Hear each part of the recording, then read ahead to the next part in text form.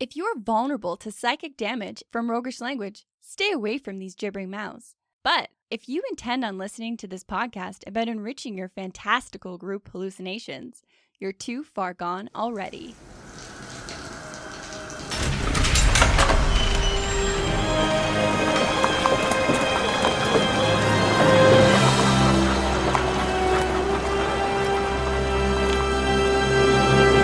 Hey there, we are the brothers, both DMs and players. I'm the one that likes role-playing sophisticated nobles, Travis. And I'm the one that identifies most with goblins, Jordan. They're creepy and crawly and wonderful.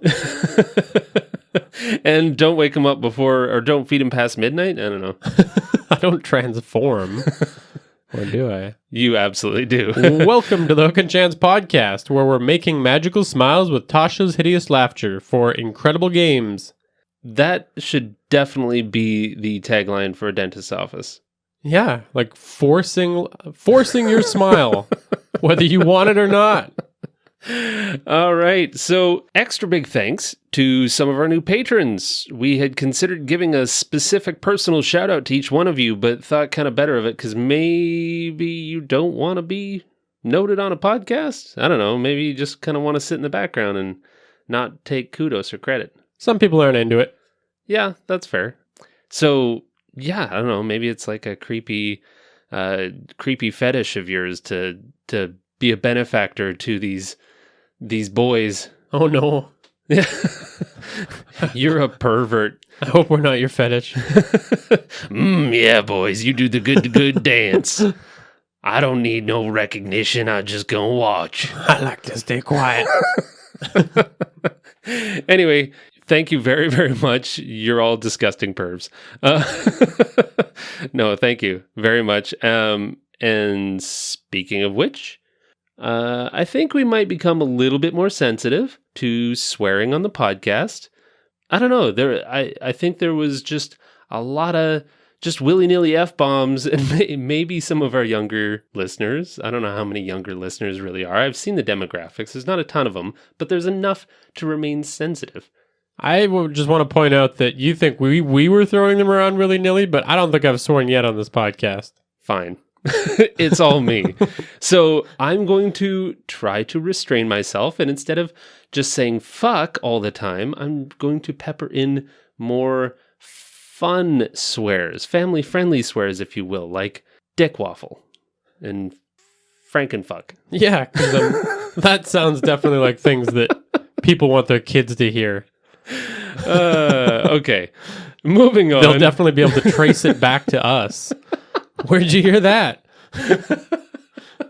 Who taught you those words? Who taught you frankenfuck? And a big thank you to everyone that has shared, left a comment or a review, or just listened. Thank you so much for giving a new podcast a chance. Yeah, all jokes aside, it's absolutely fantastic, and we love you for it. So today, we are super lucky to have an awesome guest on the show. His name is Robyn Slack. Yeah, and he's got tons under his belt. He's a superstar in the Canadian comedy world. He's written, directed, and acted in so many super original shows at the Edmonton Fringe Fest. He and his comedy partner Josh have created some ridiculously funny songs and music videos with his two-man comedy duo Success 5000. Through all that, he maintained an absurd, long-running webcomic called Moonfruit. It's full of characters that make you think, that's weird as shit. I love that. His performances and works have received immense praise, such as a comedy sketch performance with self-deprecating, nihilistic, and sarcastic humor that is both current and genuinely hilarious, which is a quote that totally sold me.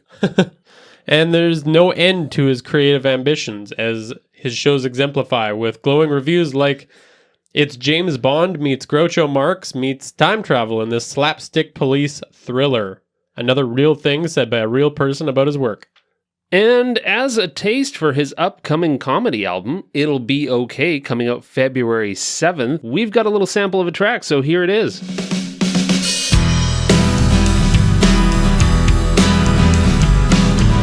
You swore that you'd never let me go unless I did something to demonstrate that I'm not really the person that you thought you'd gotten to know. But I don't think I've done anything like that. love me. I guess that was a lie. Or at the very least, it was only true within a certain set of circumstances that no longer apply. But honestly, you should have thought of that. 'Cause you never should have given your heart to me. If you can't handle my jealousy and my controlling nature and my substance abuse and my credit card debt, no shit, maybe I'm the problem here. Maybe I'm the one that needs to change. All right. Well, he has 2 other albums that are just as great, and we can't wait for this third. We're going to talk to Robyn about some of his work in the Heroes stage. Then we're going to give some really good takeaways in the strategy stateroom when we get his tips on building a comedic character with humor and heart. I'm super excited for that one because there are some really cool, it's like a 3-step process that just absolutely blew my mind. And then finally, we're going to put some of his advice to use in the extra dimensional gateway. So let's get to it. All right. This is the Heroes stage, where fantastic folk have a spotlight turned to them to tell the tales of their adventurous lives. Thanks so much for joining us, Robyn Slack. It's a pleasure to be here. Your journey through comedy sounds like a bit of a blast, and you're always pumping out some new ideas. What are some of the most standout moments of your year? Of this past year, 2018. Well, I mean, I feel like we've all had an incredible year. If there's one thing we can all agree on, it's that 2018 went great for everyone, and there were no problems. Perfect. Yeah. So it's really hard to choose a standout moment. No, I've it's been weird for that. I feel like a lot of my friends have had this kind of year where it's been like personally very prosperous, but like globally just garbage. Yeah, you kind of. And it feels weird to acknowledge it. Like, no, I had a really good year in 2018, even though it's like the world is crumbling around me. But like, I got engaged. That was awesome. That's a standout moment of 2018. Yes, congratulations. That's very exciting. Thank you very much. Yeah, we had our Fringe show. I did 3 different productions at the Edmonton Fringe, all at the same time. They were all in the same venue, which I was running, so that helped to. I could just like make sure they didn't conflict at all, but it did mean that I essentially did nothing but theater for like a 10-day period of just like, I have 3 shows a day every day. Wow. This is cool. Lots of electrolytes and carbs, huh? Yeah. They released that new, this is another standout moment of my year. They released that new plant-based burger at A&W, which allowed me to have a vegetarian just ball of grease that I could ingest. So I was so excited that I would subsist on those during the Fringe because I have no time to cook or do anything. Nice. And then they ran out of them the week of the Fringe. They were like, no, it was a bigger hit than we anticipated. We have no more Beyond Meat burgers for you. That's my biggest disappointment of 2018. I didn't eat as many veggie burgers as I wanted to. All right. Well, that sounds like a pretty exciting year for you then. Yeah, it got weirdly A&W focused at the end, but it was a very good year. Yeah, the Fringe went amazingly. We got 5 stars for our show Double Booked, and we're going to be touring that in 2019. So watch out for that. And if you live in any of the 3 cities, we'll be touring. Nice. Yeah.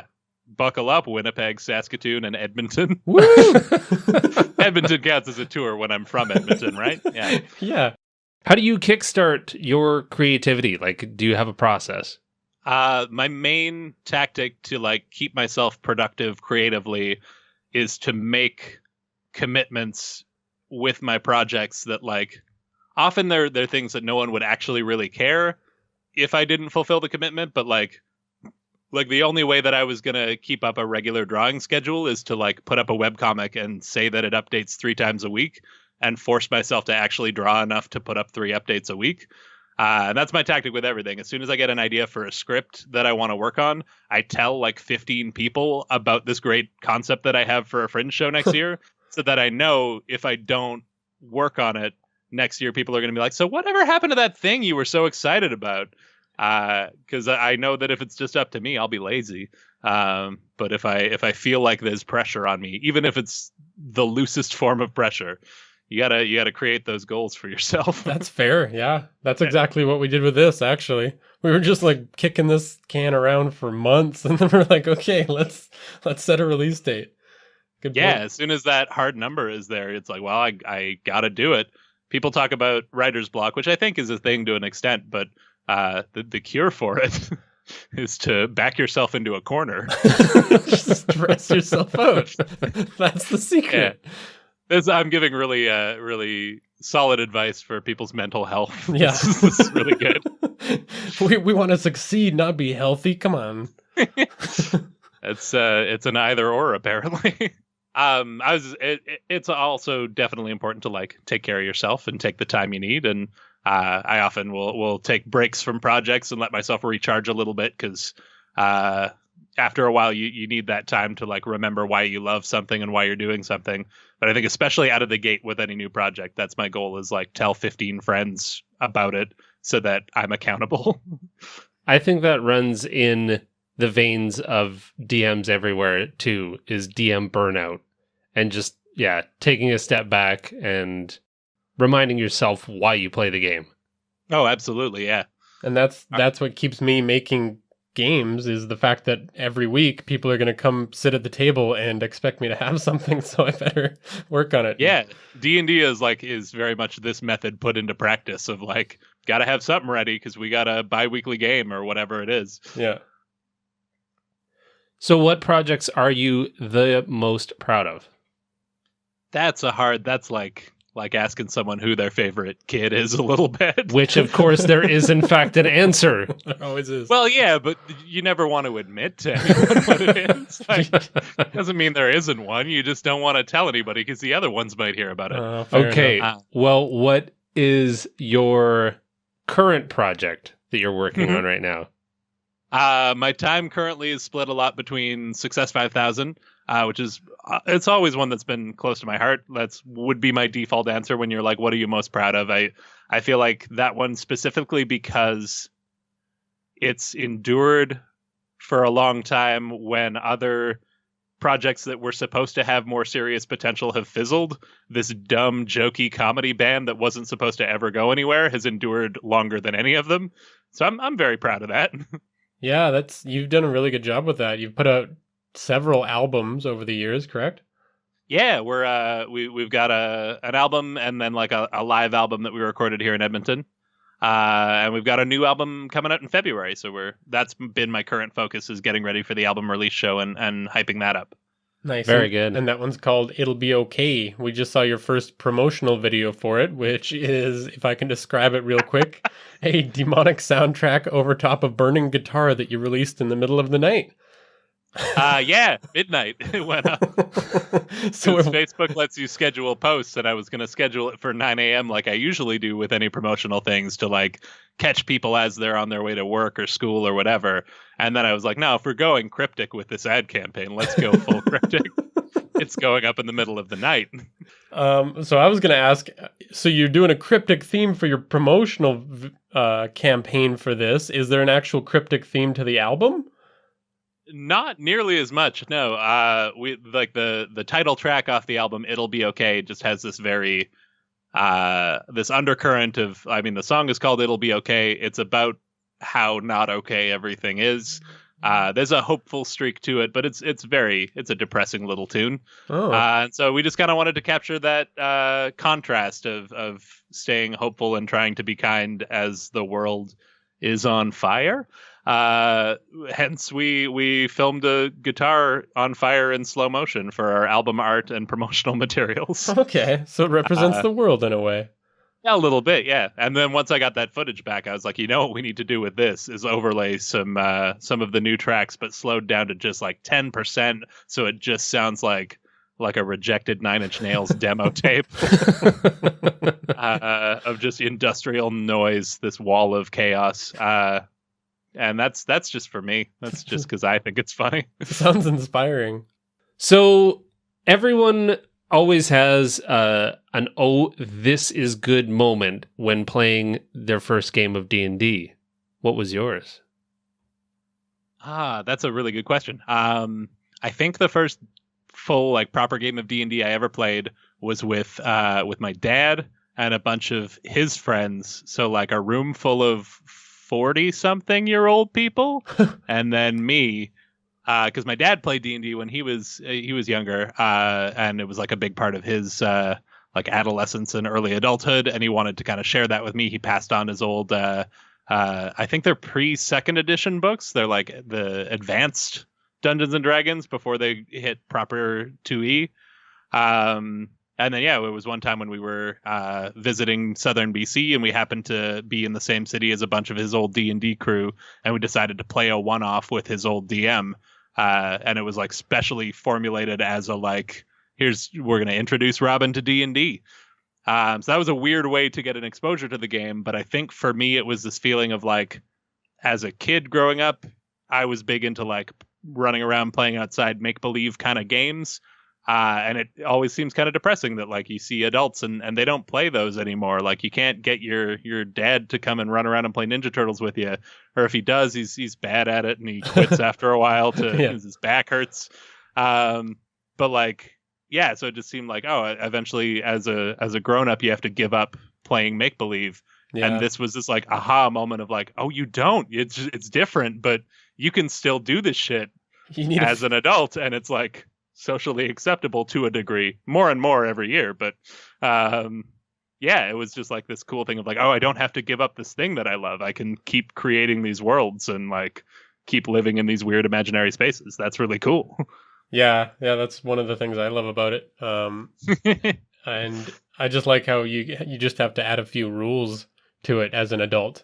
You need to be able to understand the make-believe a little bit better, so everything needs bureaucracy as an adult, but like, you can still play make-believe. Absolutely. Which one of your characters that you've played has given the biggest spark at the table? I'm currently just wrapping up a campaign with a character named Laszlo McElhaney, who's a gnome assassin. And I think it's like, he's the longest running player that I've done, or longest running character. So that I feel like has had the biggest connection with me and with the other people at the table and stuff. But he's just this really, really chipper, happy-go-lucky kind of like he's a simple guy who takes pride in his work and he's good at what he does, and it's honest work. It's work with your hands, and it just happens to be brutally murdering people, dismembering them for the highest bidder.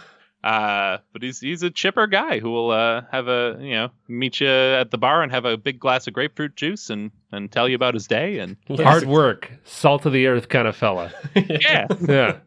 Positive awesome. Outlook, likes to keep things on the lighter side.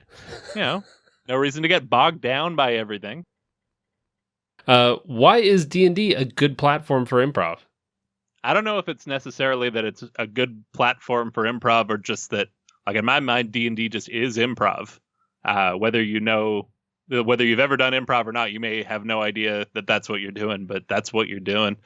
It's all just cooperative storytelling and embracing each other's offers and stuff. So, D&D and improv are kind of one and the same in my mind.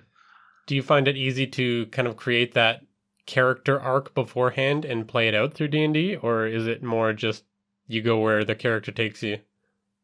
I think it's definitely the second one for me. I try not to come in with too many of those expectations, partially because I feel like that's it's all about cooperation with the D&D with the DM of the game, that you want to leave room for the story that they're trying to tell and not come in and steamroll it with your own story. And partially because I have so many other areas of my life that I'm scripting and storyboarding and figuring out in advance. So when I finally get a chance to play D&D, I want to just let it go. Yeah, that's true. Where it takes me. Yeah. A release. Nice. Yeah. What are the 3 funniest characters in fiction, in your opinion? Favorite example of comedic characters, and specifically like the type of comedic characters that I enjoy right now, is any Michael Schur television project. So like anything from Parks and Rec to Brooklyn Nine-Nine to The Good Place are just like, I feel like masterclasses in character work, and comedic character work in particular. I think he's got it so figured out. And trying to narrow that down to like who is the best character on those shows is really difficult, because like all 4 leads on The Good Place, but also Janet more than the rest of them. Definitely. It's what, 6 cast? Yeah, it's all of them. They're so spot on, every single one. Yeah, and to that point, every single character on Brooklyn Nine-Nine is genuinely funny in their own ways. They've got humor and heart. I would say they're all super easy to invest in. I find myself always really invested in their storylines. And one thing that I really appreciate, absolutely none of them are comedy stereotypes. They've all got rich contradicting flaws. So I think that's actually a perfect segue into our next segment, the strategy stateroom. All right, let's get over there. This is the strategy stateroom, where inventive and cunning tactics are crafted for when they're needed most. All right, so let's get into your process. Your first tip for writing comedic characters is creating inherent contradiction. Can you take us through what that means? So to like backtrack it a little bit, my big thing when crafting comedic characters, I feel like there's two different ways to go about it, which is like the first is having a character that says funny things or does funny things and intentionally makes jokes. And the second is a character that is in some way inherently funny just by existing. And I'm way more in the second camp. I feel like that has bigger potential for comedy. It has bigger potential for grounded character work. And in order to do that, I feel like the biggest ingredient is this idea of an inherent contradiction of like, I'm having trouble trying to spell it out. Essentially, if your character is in their natural environment, doing what they're good at in a very normal and typical way, there's no comedy there. But as soon as something is off, it's like it essentially boils down to what's wrong with your character. What is your character's problem? Because they need to be out of their element or an archetype that doesn't fit the story being told. There needs to be just something that is inherently off about the way that they operate. And I guess the benefit to taking that approach is that you can allow the situation and the world to dictate how funny your character is, rather Absolutely. than having to be a funny person and come up with quippy one-liners and that kind of thing off the cuff. Yeah. This is true for me in all of my writing projects, but it's especially true for D&D that like, yeah, writing a wisecracking, quick talking character is a lot more difficult because you actually have to actually be that clever, and especially in a D&D setting, being that clever in the moment is next to impossible. And those characters can be really hard to humanize because people generally aren't wisecracky and quippy all the time. That's not how human beings operate. But I find way more comedic potential in a character who is just existing and doing their thing, but some part of them is inherently hilarious, and just by moving through the campaign, they're going to create comedy at every step. Then your job is just to tell their story honestly and think of what they would do in any given situation, and the comedy flows naturally, and it's kind of a beautiful thing. Using that character that you gave us already as an example, yeah, it kind of works perfectly because you were describing an assassin. Just a happy-go-lucky, optimistic assassin is there's that inherent contradiction to it that allows me to just have fun inhabiting that character and thinking about what he would or wouldn't do in a situation, and the comedy flows naturally from his actions. Yeah. Nice. Are there other examples of that inherent contradiction that kind of come to mind? Totally. I think we talked previously about we all have a shared love of The Simpsons from growing up. And that's kind of my archetype when it comes to character-driven comedy. And you look at any character on that show, and there's that like Lisa is super, super intelligent and well-spoken and articulate, and she's an 8-year-old girl. There's a subversion of your expectation there. Homer has all of these responsibilities placed on him as like a father and a head of a household and a nuclear safety inspector, and he's just so inept at everything. And just taking that like, this character should be this, but instead they're this, is a great way to attack how to build character comedy. And that circles back to that Michael Schur thing again. Like, look at any character on Parks and Rec, and they're just all people who shouldn't be there but are. That's a great point. You can actually follow that thread all the way through Matt Groening's work. I was even just thinking Disenchanted on Netflix. Yeah. You've got a princess who is a drunk and a fighter and is always sneaking out, and that's part of that inherent comedy. For sure. That ingredient on its own, just having that contradiction doesn't necessarily, it's not a golden ticket to comedy, but I feel like with the other things we're going to explore, that really helps you to both dial up the funny aspects of your character and also keep them grounded and well-rounded in a way that's going to resonate. Your second tip that'll add a little bit of life to that is about personality traits. So you're talking about scaling them up and down? Yeah, I'm sure there's a crossover here with any audience of a D&D podcast. There's going to be people who are familiar with the McElroy body of work. And in their online series, Monster Factory, they have a rule in their character generation of no middle sliders. And I feel like that's a great rule to carry over into any kind of character generation or writing in general, of like, moderation is boring to a degree and definitely isn't funny. You want to take aspects of your character to their extreme one way or the other. And there's always going to be more comedic potential there. This is almost a counterintuitive one because we are talking about creating characters with heart and creating well-rounded characters. And it feels like dialing up an aspect of a character's personality to 11 can be a recipe for a really annoying character or really over-the-top kind of character that may not have that heart. And my tactic specifically is to focus on one personality trait and really dial in on just one thing that you can focus on and bring through in your characterization. And that, again, seems counterintuitive because, you think of three-dimensional characters like, oh, you don't want them to just be a one-note gag. But I really believe, look at any of those examples we were talking about, and like there is one primary personality trait in each of those characters that is just dialed all the way up. And it's expressed in a lot of different ways. Yeah, it comes through in different situations and it responds differently to different stimuli. I think, too, that the last thing we're going to talk about is the key. Don't worry about going too big when you're making your big bombastic personality choices, because we're going to ground that in character in another way, which we'll move on to in a little bit here, I'm sure. Let's talk about that last step. What does your character want and what does your character need? I mean, in order to have an arc, needs to want something, needs to be going after something, and ideally also has something that they ultimately need, and those are two different things. And the arc of a character is often letting go of what they want and learning what they've actually needed all along. By keeping those things strong and by keeping them relatable and honest, you can take these big, wacky, bombastic characters and really ground them, make them still feel relatable in spite of how ridiculous they end up being. I might be putting you on the spot with your own character, but give us an example from the character that you gave us. With Laszlo, the gnome assassin. Yes. Yeah, Laszlo was very much about, what he wants is to go about his honest day's work and basically to not be bothered by anybody or not change his status quo at all. He was living the good life, murdering people. And his ultimate arc ended up being learning to kind of take responsibility for the actions that he was undertaking. Not to stop killing people, surprisingly. Wow. He is still an assassin to this day, but he had an attitude of like, it's not my problem. I'm not the one taking out the hits. I'm just the guy getting his hands dirty. And if I didn't do it, someone else would.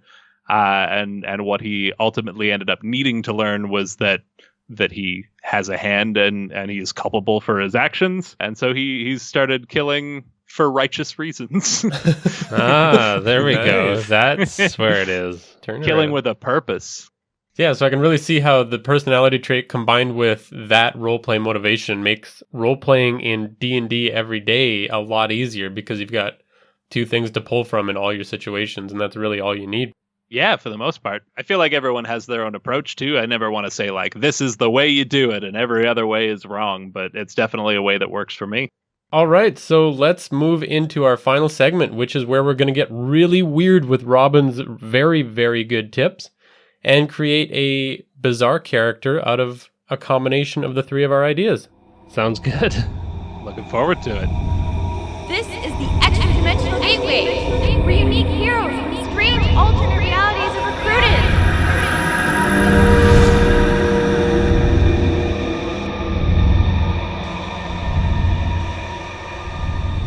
So we've got some character questions that we're all going to answer, and in the end, we'll have something to add to our collection. Sound good?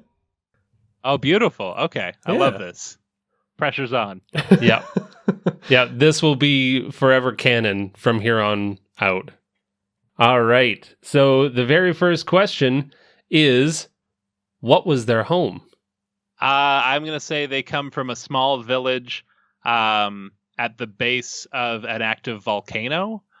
So this volcano erupts every so often, and this village is right at the base of it.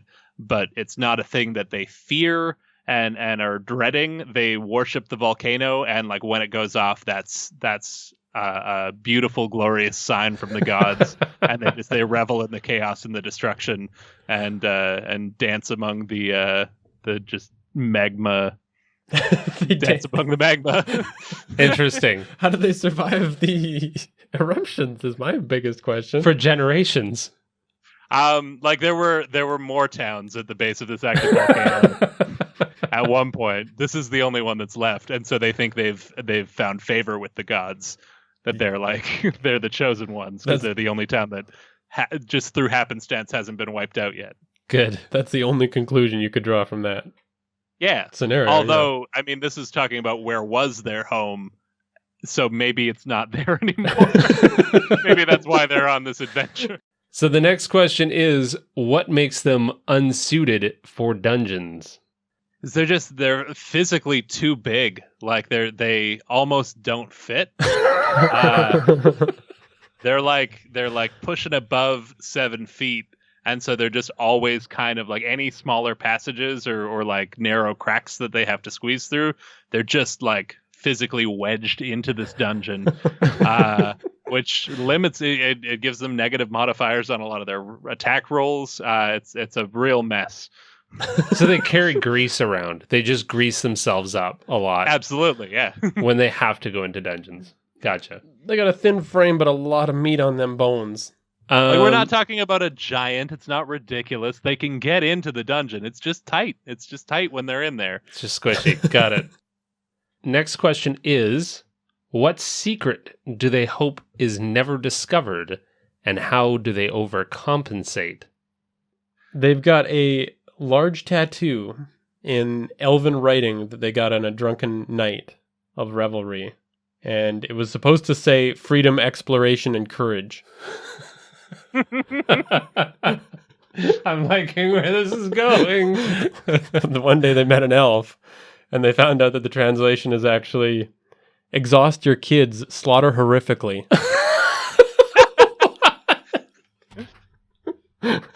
It's large, and it's across the top of their chest, let's say. So to overcompensate, they're really uncomfortable with exposed skin because they think that's going to make someone suggest that they expose their own. So they're always trying to cover themselves and others up.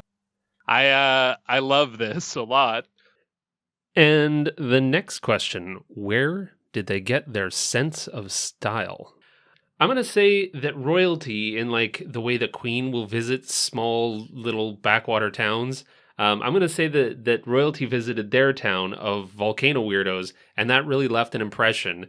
And when they left home, they saw that as respect. So they tried their best approximation of what respect would look like. Just really off the rails, but like if you looked at it without color, it might work. How many capes is too many capes? No. 6 capes. That's my golden ticket right there. Nice. I like the layered look. So the next question is, what are they afraid of? I'm going to say a fear of hugs. Similar to their issues with dungeon delving, they are afraid of the constricted nature of a hug. But they kind of wish that they could fully enjoy one. I think they seem nice. Ain't that the truth for us all? That's beautiful. Okay, so let's get down to goal-focused points and just go straight into what is their ultimate goal? I think their ultimate goal is just to rain as much chaos and destruction across the land, to carry on the spirit of the volcano gods, so that they can reap their just reward in the next life. They just want to burn down as much of the world as they can. I think this turned into an evil campaign. Sounds very... Okay. Rain as much chaos as possible. But be respectful, it could be within people. the confines of the mission, rain chaos on the evil dungeon dwellers. Okay. That's their compromise as part of the party, is like the party's like, we need to raid this dungeon and get this treasure, and they're like, and I get to just destroy everything in our path, right? And they're like, well, yeah, anything stopping us from getting the treasure. And they're like, yeah, you're right, and anything else we see along the way. Perfect, great. Destroy it all. All right, and then that leads us to what life lesson could this desire for global chaos manifest in? I think that their life lesson is going to be that if you harness all of that destructive energy in one direction, it can move mountains. I think that's the hallmark moment. Or burn down mountains. But to spread out wildly, it's a little bit ineffective. So it's not so much about chaos. You got to channel your destruction into a higher purpose. Exactly. I like that. Build whatever that might look like. Maybe building a castle inside the volcano. All right. Well, that was really weird. Should we decide on a class and a race for this creature? I'm thinking either Goliath or even like maybe a half ogre. I'm gonna throw this out there. 3/4 ogre. Just different. And what's the last quarter? I gotta know. Oh boy, gnome. No. So it works out too. He gets mistaken for a half ogre a lot because you would think, but it's actually 3/4 ogre, 1/4 gnome. And he corrects people all the time about that. Yeah. No. There's no human in here. Spits on the ground anytime anyone suggests. No, human. I'm thinking paladin. I like paladin. A paladin of destruction and chaos. Paladin of the volcano. Yeah, that's pretty good actually. Because it totally, you gotta have. We're not stopping that. Okay, Paladin it is. And finally, we need to talk comedic name. Oh boy, this is my favorite part. Yes. I don't want to put this up too much because I might choke, but like, I'm gonna throw out some past character name favorites. I had a Fringe show starring one Rigby Muldoon. We got Herman Lonsdale. I mean, Laszlo McElhaney, I already introduced you to. The other night I went to a planning session, and my new character for my next campaign is going to be named Krelnish Volpanos. Jesus, that's a lot of letters in that one. Mm-hmm. Nice. No, the clay is silent. There's like 30 extra letters in there too. Well, we're going to have you back just for a naming episode. Anytime. Okay, what's this boy's name? What's this person's name? We can collaborate on this. Okay, maybe it starts with a G and it's got a round sound to it. Ooh, No, I'm just quoting Hitchhiker's Guide to the Galaxy. I like it though. It's a good jumping off point. Gorlock. Gorlock Whisper something? Gorlock Whisper something. No. Gorlock Whisper. Gorlock Magma Whisper. Ooh. Named for the volcano. Or just one last suggestion. Just combine it a bit. Gorlock Mispers. Gorlock Mispers. That's the one. Good. That's it. All right, thanks for playing ball. We sure as hell can't top that. Thanks again to the talented Robyn Slack for helping us out with all of this and teaching us a few things about characters. Don't forget to check out his new album. We'll have all of the links to his works in the show notes. Take a look at his old albums as well, which are still amazing. And go to Edmonton right now and watch him perform live, because he does a lot of those. Booger shits.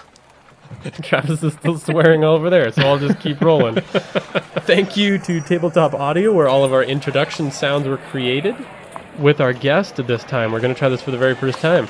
We're going to do our little outro. 1, 2, 3. Play great games. Yeah. Play great games. We did it.